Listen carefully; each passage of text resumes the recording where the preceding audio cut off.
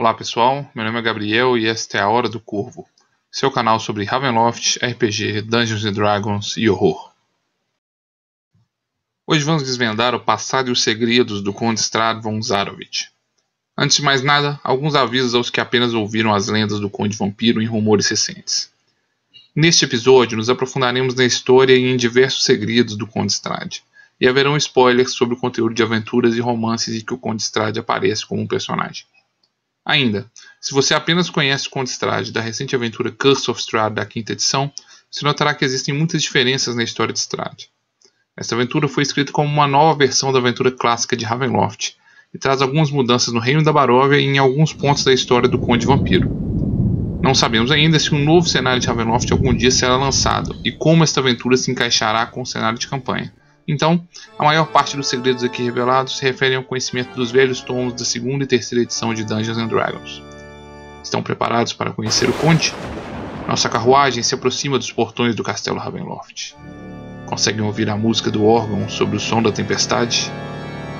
Adentrem o castelo por sua própria vontade e venham partilhar da hospitalidade do Conde.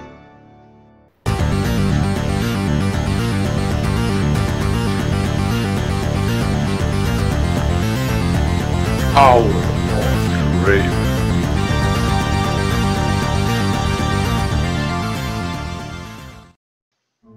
Eu sou o antigo. Eu sou o reino. Meu começo está perdido na escuridão do passado. Eu era o guerreiro. Eu era bom e leal. Eu trovejei através da terra como a ira de um Deus justo. Mas os anos de guerra e os anos de matança desgastaram minha alma como o vento transforma pedra em areia. Conde Strahd von Zarovich é o Lorde Sombrio que governa o Reino da Baróvia. Sua história está ligada diretamente ao início da própria Terra das Brumas, sendo ele o primeiro Lorde Sombrio condenado ao plano do pavor.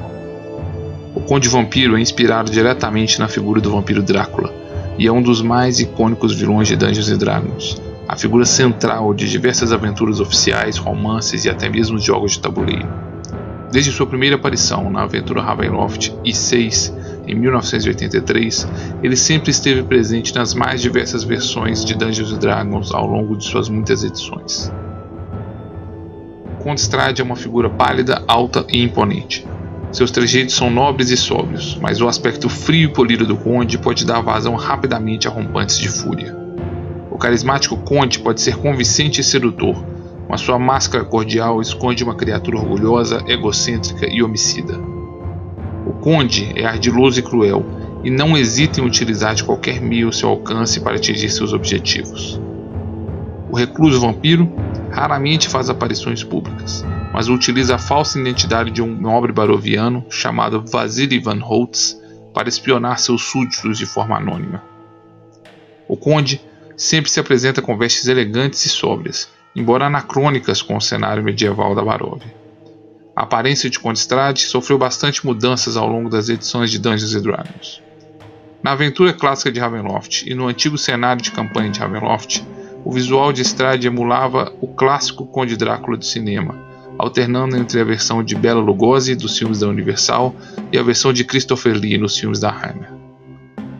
Ainda no final da 3ª edição, na aventura Expedição ao Castelo Ravenloft, algumas modificações foram feitas na aparência do Conde, que apareceu com cabelos longos, em visual muito semelhante aos vampiros das crônicas vampirescas da escritora Anne Rice, como o vampiro Louis ou Lestat. Durante a 4ª edição, Strahd foi retratado na capa de um jogo de tabuleiro, com cabelo mais moderno e um desenho mais estilizado. Por fim, a aventura Curse of Strahd trouxe um Strahd com uma nova caracterização, pela primeira vez abandonando suas anacrônicas vestimentas vitorianas para uma versão mais condizente com a natureza medieval da Baróvia, muito parecido com uma versão maligna de Elrond do filme Senhor dos Anéis. O Lorde Sombrio é mestre absoluto da Baróvia, sendo capaz de fechar as fronteiras de seus domínios a qualquer tempo. Quando assim deseja, as brumas se erguem sobre suas fronteiras, e qualquer um que tente escapar da Baróvia se perde em suas névoas e se vê novamente retornando aos domínios do Conde Vampiro. Strahd é um oponente terrível. Outrora um general e guerreiro, o vampiro se tornou ainda um hábil arcano e necromante. Um inteligente e brilhante estrategista, Strahd costuma estudar pacientemente seus inimigos à distância, encontrando as fragilidades de seus rivais e manipulando os medos e desejos dos membros mais fracos de um grupo. O vampiro não hesita em fugir se estiver em desvantagem, ou de usar suas magias e ataques à distância sobre seus inimigos. Como um vampiro ancestral, ele tem poderes de dominação mental e metamorfose, podendo assumir a forma de um lobo, morcego ou de uma nuvem gasosa. Strahd tem sob seu controle bestas como ratos, morcegos e lobos, além de suas crias vampíricas, espectros e outros mortos-vivos e aberrações que habitam em seu castelo. Ferir o Conde Vampiro é extremamente difícil. Além de seu corpo morto-vivo ser invulnerável a armas normais e ser capaz de regenerar ferimentos, Strahd mantém em uma das torres de seu castelo um enorme coração de cristal, capaz de absorver os ferimentos que lhe são impostos. Mesmo que destruído, seu corpo pode se tornar uma forma gasosa e retornar para um de seus inúmeros túmulos e refúgios no castelo Ravenloft ou em outros recantos da Baróvia. Talvez a única forma de realmente destruir o vampiro seja através do uso do símbolo sagrado de Ravenkind. Mas o que escondem as muitas faces de Strahd? Quais são os segredos de seu misterioso passado? Strahd nasceu no ano de 299 do calendário baroviano, filho do conde Barov von Zarovich e da condesa Ravenia von Hoyen. Ele era o filho mais velho e herdeiro do trono da Baróvia, a bela terra de seus antepassados, na idílica paisagem dos Balinox. Enquanto crescia, o jovem Strahd presenciou o reino da Baróvia ser devastado por conflitos internos. No ano de 314, iniciou-se um perigoso conflito entre as famílias nobres barovianas de Slíncia, Petrovna e Katski, conhecida como a Guerra das Adagas Prateadas. O conflito se iniciou com o misterioso assassinato da nobre Isabela de Slíncia, matriarca da importante família de nobres banqueiros da região da Dorvínia, e resultou em 2 anos de confronto aberto, assassinatos e vingança. O conde Barov von Zarovich conseguiu pacificar o conflito em 316, a contragosto das famílias envolvidas, especialmente os de Slíncia, que consideravam sua vingança pela morte de sua matriarca ainda não concluída. O conflito interno deixou o reino bastante enfraquecido e despreparado para a guerra que estava prestes a ser iniciada. Educado para um dia governar a Baróvia, Strahd cresceu e despontou como um guerreiro e líder militar, assumindo o título de general baroviano no ano de 320, quando tinha apenas 21 anos. Neste mesmo ano, a Baróvia foi invadida pelo Império Terg, e até hoje esse nome não é falado por um baroviano sem uma maldição que o acompanhe. Eles vieram do leste e lançaram uma campanha militar amparada por uma devoção religiosa fanática, a divindade conhecida como Zafar. Liderados por Durocan, o imbatível, os Tergs conquistaram a Baróvia rapidamente. Ao contrário das invasões bárbaras anteriores, os Tergs conquistavam e se instalavam nas terras conquistadas, espalhando sua cultura e dogmas de sua fé. A família von Zarovich e outras famílias nobres barovianas foram humilhadas e tiveram de fugir para o oeste. A fortuna da Baróvia mudou sob o comando do jovem general Strahd von Zarovich, filho mais velho do conde Barov. O jovem guerreiro iniciou uma campanha para recuperar a terra e a honra de sua família, e se mostrou um guerreiro corajoso, carismático e um gênio militar. Após 26 anos de batalha, o destino dos von Zarovich parecia selado, quando os Tergs conseguiram uma grande vitória e assassinaram o conde Barov e sua esposa Ravenia, pais de Strahd von Zarovich. A batalha pelo controle da Baróvia estava em um momento crítico. Conde Strahd estava devastado pela tragédia da morte de seus pais e extenuado pelos longos anos de campanha militar. As forças de Strahd foram encurraladas pelos Tergs e a derrota era iminente. Strahd se refugiou em antigas ruínas nos Montes Balinox, onde encontrou um livro de poderosas invocações infernais. Diante da derrota iminente, Strahd decidiu apelar para as forças demoníacas. Realizando um ritual macabro, ele convocou Enagira, um Arcanoloth, um ser infernal habitante dos planos de Gehenna. Strahd selou então um pacto com Enagira. O demônio concederia a Estrade a vitória sobre os Tergs, para que a longa guerra finalmente chegasse ao fim. Em troca, Inagira teria a posse da alma de Estrade quando ele morresse. Estrade selou o pacto infernal, mas impôs uma condição. Ele ficaria em posse do livro de contratos, o filactério de Inagira, onde este registrava o contrato de todas as almas que lhe eram devidas. O orgulhoso ser infernal jamais julgou que um reles guerreiro mortal lhe oferecesse perigo e concordou com os termos da barganha. Na decisiva batalha pela Baróvia, como prometido por Inagira, Estrade liderou suas forças para a vitória, conseguindo reverter os rumos da guerra e derrotar o exército dos Terg. Naquele mesmo ano, os últimos Tergs foram expulsos da Baróvia, e quando Estrade conquistou de volta a terra de seus antepassados. Após conquistar sua vitória, Estrade iniciou a construção de um grande castelo, onde ficaria o trono de seu reino, o centro do poder da família Zarovich. A construção foi realizada no topo de uma montanha próxima ao vilarejo da Baróvia, em um local inexpugnável, mas também de rara beleza. A construção terminou em 349, e quando Estrade batizou o castelo de Ravenloft, em homenagem à sua mãe, a condessa Ravenia von Hoyen. Os corpos de seus falecidos pais foram tragos para o castelo, para repouso no interior de suas criptas. E Estrade convocou novamente as antigas famílias nobres da Baróvia para retornarem às suas terras natais. A vitória de Estrade, entretanto, não lhe trouxe paz de espírito. Após uma vida de conflitos e violência, o governo de suas terras se apresentava uma atividade vazia e infrutífera. Ele agora era um homem de meia idade e enfrentava os primeiros sinais da decadência de seu vigor físico. A morte lhe reservava um destino ainda mais cruel, pois pesava sobre seus ombros o preço de sua alma, pelo pacto selado com Inagira.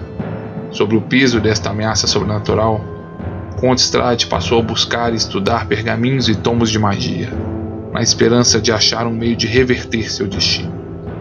Nem todos estavam satisfeitos com os sacrifícios de Estrade e sua glória como governante da Baróvia. No ano de 350, uma tentativa de assassinato contra Estrade foi realizada pela seita dos Balverzi, mas foi frustrada. Estrade tomou do assassino sua lendária adaga, típica de sua ordem secreta, cujo cabo de couro era feita pela pele de sua primeira vítima. Os mandantes dessa tentativa de assassinato jamais foram descobertos, mas Estrade suspeitava de algumas das ingratas famílias nobres de seu reino. No mesmo ano, chegou ao castelo Ravenloft o jovem irmão de Estrade, Sergei von Zarovich. O jovem, de apenas 26 anos, estava se preparando para uma carreira clerical, seguindo a igreja de Andral. Sua jovialidade e inocência, bem como a insistência do jovem em ter contato com os camponeses da vila da Baróvia, irritavam profundamente ao conde, pois o lembravam de tudo aquilo que ele tinha sacrificado ao longo de 26 anos de guerra por sua terra natal. A relação fraternal iria se deteriorar ainda mais quando Sergei decidiu abandonar sua carreira clerical para anunciar seu casamento com uma bela jovem por quem tinha se apaixonado, uma reles camponesa baroviana chamada Tatiana. Quando Estrade finalmente cedeu aos pedidos de Sergei e aceitou conhecer a jovem Tatiana, ele também se apaixonou perdidamente pela camponesa, e seu coração foi tomado pela inveja e sofrimento. Tatiana despertou seus anseios mais profundos, mas ao tentar se aproximar da jovem, Estrade percebeu que ela o via como uma figura paterna e o chamava carinhosamente de ancião.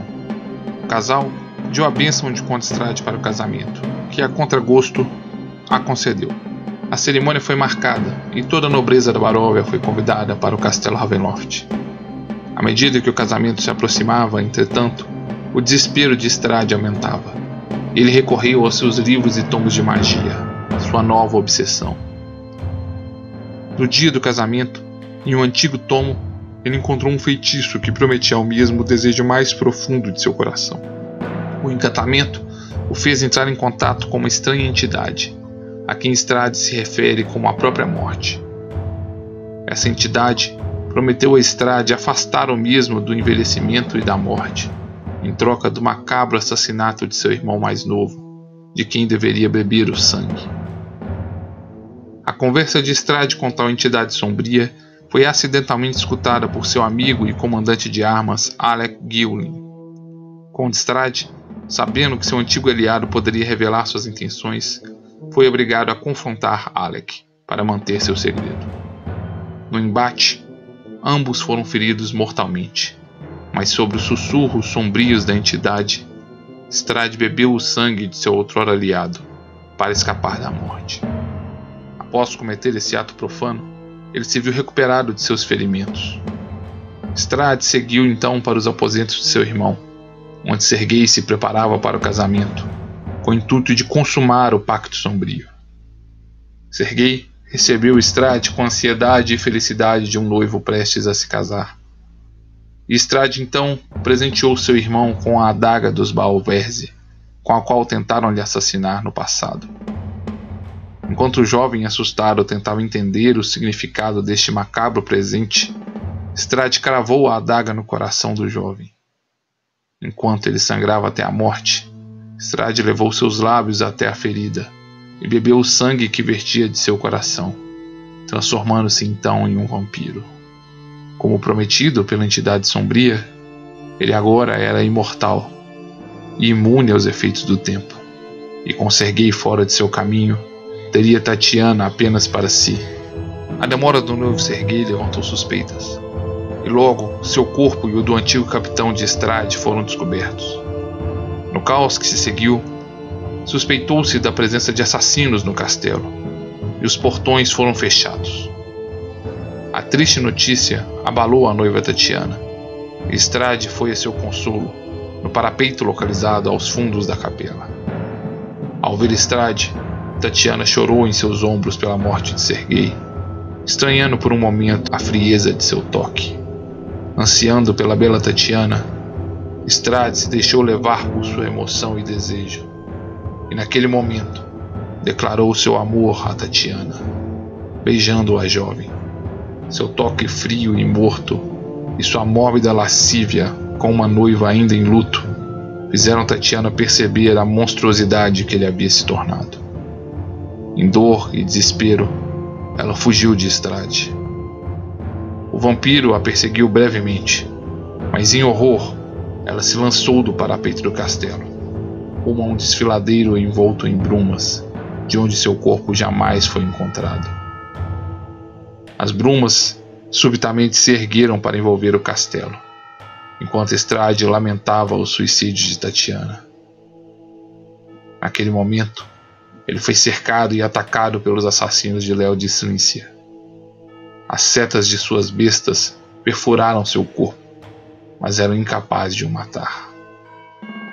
Em fúria assassina, Strahd descontou sua frustração não apenas nos assassinos, mas em todos os convidados do casamento, massacrando a todos os presentes em um verdadeiro banho de sangue. As brumas haviam finalmente engolfado as terras da Baróvia, e Strahd era agora senhor absoluto de seus domínios, mas também estava eternamente aprisionado às suas fronteiras. O luto de Conde Strahd se transformou em uma fúria assassina, e ele iniciou uma longa caçada à família nobre de Slíncia, que teve que se refugiar e se esconder sob uma falsa identidade. Aproveitando-se do vácuo deixado pela morte da maior parte dos nobres barovianos no casamento sangrento, Strahd tomou o controle absoluto e autoritário do reino. Para a população da Baróvia, a tragédia do casamento foi imputada como fruto da traição dos de Slíncia, que haviam massacrado toda a nobreza e assassinado até mesmo o próprio Conde Strahd. Strahd assumiu a identidade falsa de seu irmão do meio, Sturm, que supostamente estava fora da Baróvia e não poderia comparecer ao casamento. Desde então, de tempos em tempos, ele assume novas e falsas identidades de herdeiros ao trono, que ao chegarem ao poder, por tradição e homenagem, assumem o nome do grande herói de guerra falecido, Conde Strahd von Zarovich. Nos anos seguintes, Strahd consolidou seu poder na Baróvia e perseguiu Léo de Slíncia, enquanto o velho inimigo, tendo descoberto a natureza de seu rival, se preparava para um dia enfrentar o Lorde Vampírico. No ano de 398, eles finalmente se confrontaram. Conde Strade o perseguiu até o Monastério dos Fios Prateados, mas seu rival o aguardava para uma armadilha. Ele atraiu Strade até uma sala protegida por símbolos divinos, de onde o vampiro não poderia escapar. O plano de Léo poderia ter funcionado, mas Strade foi ajudado pelos monges, que já haviam sido previamente dominados pelo poder vampírico do Conde. Strade então decidiu punir seu rival, transformando-o em um vampiro e o aprisionando em uma tumba de pedra por toda a eternidade. Até hoje, Léo de Slíncia alterna entre o torpor e tentativas frustradas de escapar de sua prisão de pedra, em loucura e sede eterna. No ano de 400, Strade encontrou a primeira reencarnação de Tatiana em seus domínios.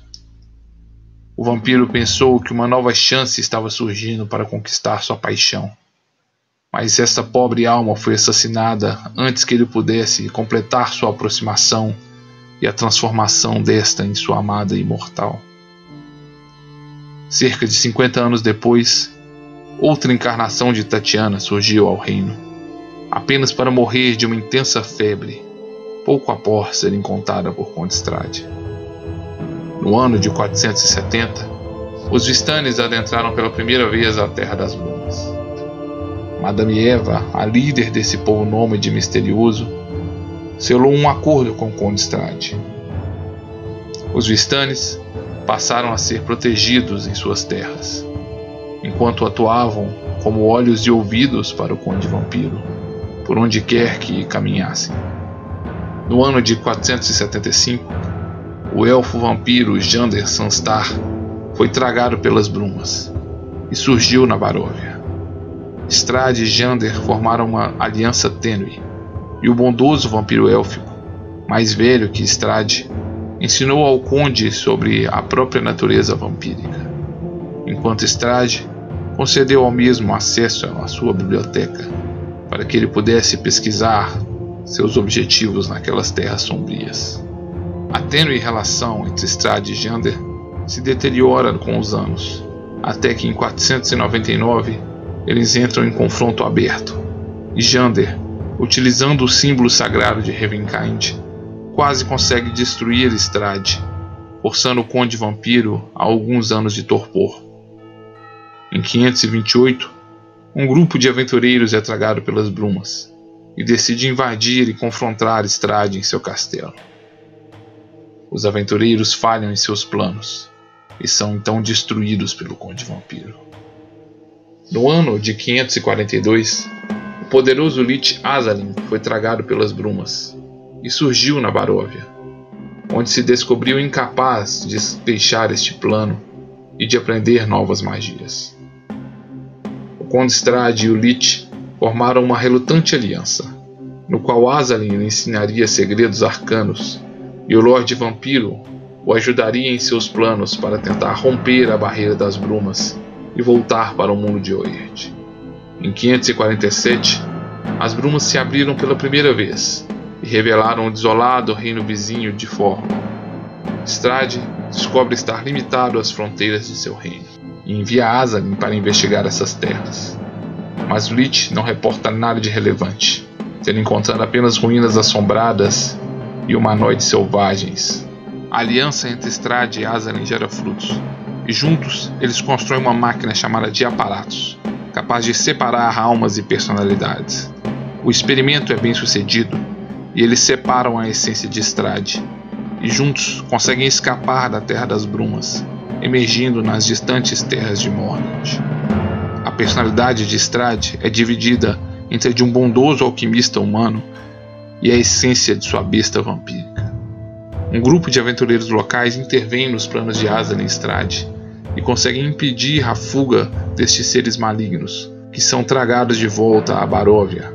Após a falha tentativa de escapar, Azalin e Strade rompem sua aliança, e Azalin avança para as brumas, clamando para si um reino próprio. Os poderes sombrios respondem ao pleito do Lich, e o domínio de Darkon surge entre as brumas, com o rei Azalin Rex como seu novo governante.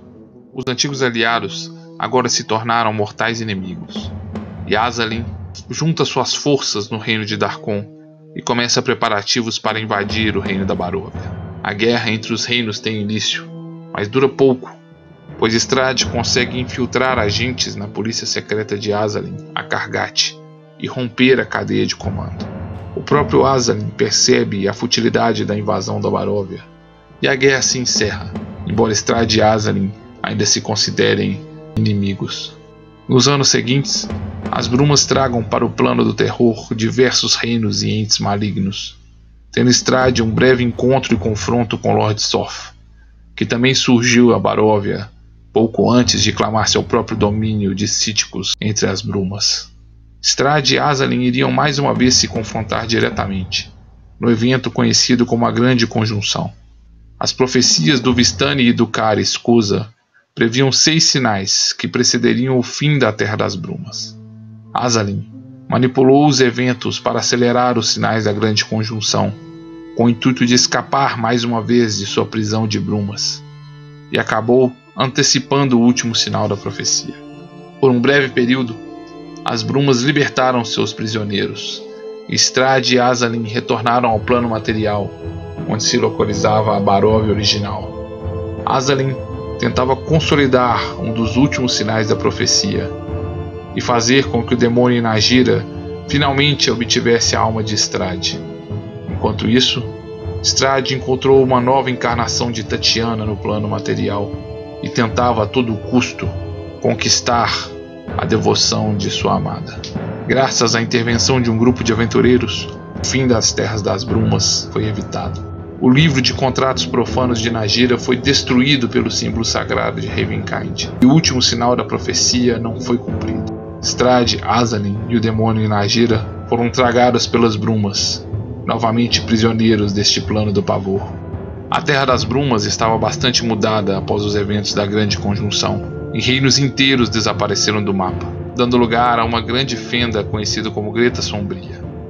Aproveitando-se da crise interna de Gundarak, após a misteriosa morte de seu Lorde Sombrio, Duque Gundar, Strahd decidiu lançar contra o reino uma campanha militar de conquista. Sua invasão foi bem sucedida, e após alguns meses, a maior parte de Gundarak estava sob o domínio baroviano, tendo as brumas reconhecido o domínio de Lord Strahd sobre essas terras, expandindo as fronteiras de seus domínios. Atualmente, o vampiro continua buscando o seu anseio mais profundo, uma nova reencarnação de sua amada Tatiana. Tara Coliana, sua atual encarnação, foi levada ainda cedo para o reino de Haslan, para longe do alcance do Conde Vampiro. A jovem é uma anacoreta da fé de Ezra e tem se dedicado a combater as forças do mal na Terra das Brumas. Os desígnios dos poderes sombrios são cruéis e não poderão ser evitados por muito tempo. Certamente, Strahd ainda será atormentado com o objeto mais caro de sua obsessão. O mestre do castelo Ravenloft já não aprecia estas perguntas inoportunas sobre seu passado, e seus olhos vermelhos revelam sua sede de sangue. Após correr e batalhar pelos corredores do assombrado castelo, você ainda consegue ouvir a sombria gargalhada de seu pálido anfitrião. Quando a luz do sol emerge sobre os Balinox, você respira aliviado ao encontrar um Vardo Vistani no pátio interno do castelo. Só nos resta implorar a este misterioso povo que nos leve pelas brumas para longe deste castelo amaldiçoado. Chegará a hora de deixar a Baróvia e ir para longe desses horrores infernais. Ainda interessado em explorar outros reinos e segredos de outras terras sombrias deste plano de brumas? Então, inscreva-se neste canal e sigamos pelas brumas com os enigmáticos Vistani, enquanto desbravamos outras terras e segredos deste mundo atormentado.